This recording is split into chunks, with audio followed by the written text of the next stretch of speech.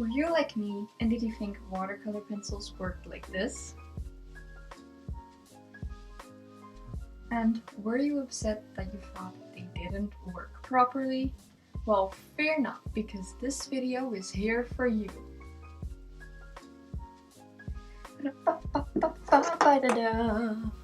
What are the supplies you will need? You will need watercolor paper, not printer paper, we all know how that works out with water. Regular watercolor paper. It doesn't need to be expensive watercolor paper. I got mine for about 160 euros at the Dutch store called the Action, and it's pretty good. A pencil, preferably 2H and up, but any regular pencil will work. An eraser, a pencil sharpener, and of course some watercolor pencils. I use the Koh-I-Noor set. I think they're really great for their price, and I would definitely recommend them to anyone who's just starting with watercolor pencils. Now, if the camera could just focus right there. No, okay, never mind then. Next, some tissue paper and some washi tapes. And if you're like me, then you probably have an abundance of them at home. I use them to mark out the borders or mark out anything in the drawing I do not want water to go. If you want to cover up part of the drawing more in detail or very small, tiny areas that's very difficult to mark with washi tape, you can also use masking fluid. In this video, I will not be using masking fluid, but it's still an option. And of course, a brush. You can use a water brush or a regular brush, it's up to you. In this video, I'll be using a water brush, but sometimes I also use a regular brush. It's just what I feel like that day. And after that very long list of supplies, let's get into drawing. I always draw from reference when I'm just painting for myself. I will leave a link down below to the image I used for my drawing. I didn't record the sketching part because I didn't find it necessary for this tutorial, but here are just some things to remember. Don't draw small, and if you use a H pencil, draw lightly. With a 2B afterwards, before starting drawing, just slightly go over it with an eraser to pick up any lead. This way the lead will not go in water and won't make your entire drawing gray or dull. Painting. Alright, now here's the secret to drawing with watercolor pencils. You have to cover up the entire area. This way the drawing will have a lot of color. So don't just scratch them on and then think it will work. You're welcome. Start by picking out the colors you want to use in your drawing. I would recommend getting a small palette, this way the drawing will not turn out quite messy. I sadly enough didn't take that advice and made a bunch of different colors, and it made it look quite messy. So if you want more calm drawing, definitely just keep your palette closed. What colors will you need? Just the lightest color and then 2 darker colors for shading. With choosing a darker color, do not use black. Never use black in your drawing. Black is a very strong color and it will take over the entire drawing, so don't use black. For example, when I look at a red color, I will use purple as the dark tones to add a bit more shading. For orange, I use the red, and for pink, I also use purple. Those are my recommendations. I'm not a color expert. Other colors might work as well. So I have a standard system when it comes down to coloring in the drawing. Start with your lightest color and shade the entire thing. In the darkest area, add a lot of pressure to create a darker color. Then shade until you get to the lightest area, which you also make the lightest by adding the least amount of pressure. Then you go in with a darker color in the darker areas with one of your medium darker colors, and I usually go halfway, and then you grab the darkest color to add lines in the darkest area. This way the drawing will have a lot more depth. Here are the steps again. Step 1, start with a line in the darkest area. Step 2, finish your shading by going from darkest to lightest. Step 3, add a darker color in the darker areas. The next part is about adding water to your drawing, because They're watercolor pencils. When adding water, make sure to start in the lightest area.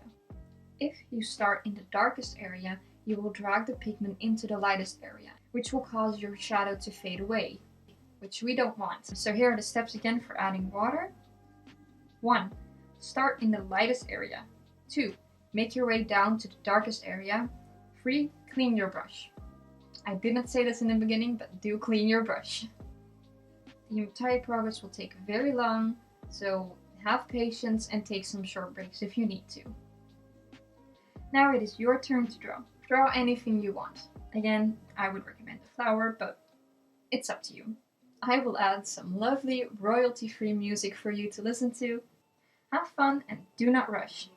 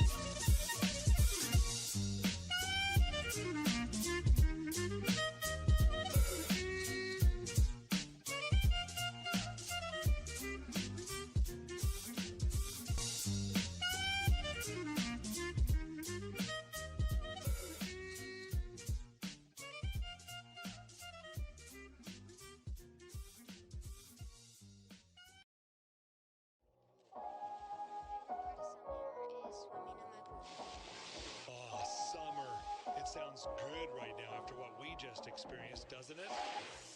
Grilling out, lawns being mowed, and pools opening. These are some of the things we expect with summer.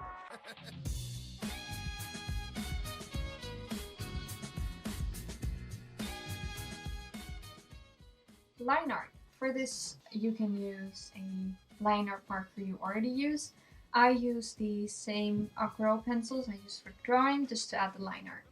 Again, I didn't use black. I used both purple, the same one I use for shading, and orange I also use for shading, and an extra blue-greenish color just for the leaves to give it something different. Let's talk about some pros and cons about why you might want to use aquarelle pencils. Aquarelle pencils are easy to use. They are great for learning shading. They can give you two textures. Sometimes I use them as regular pencils, other times I use them for their painting qualities. You can stop anytime you want since they're already dry. You can just finish whatever you painted on that time, leave it be, and you can continue anytime you want.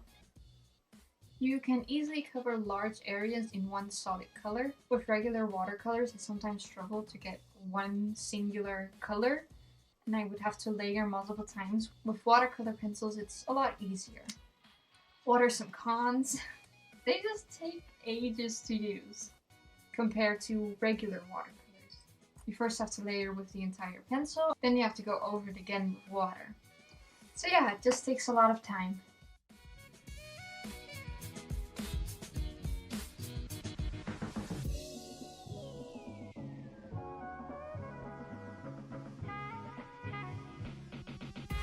And that was it. I hope you had fun painting and hopefully learned something from this video.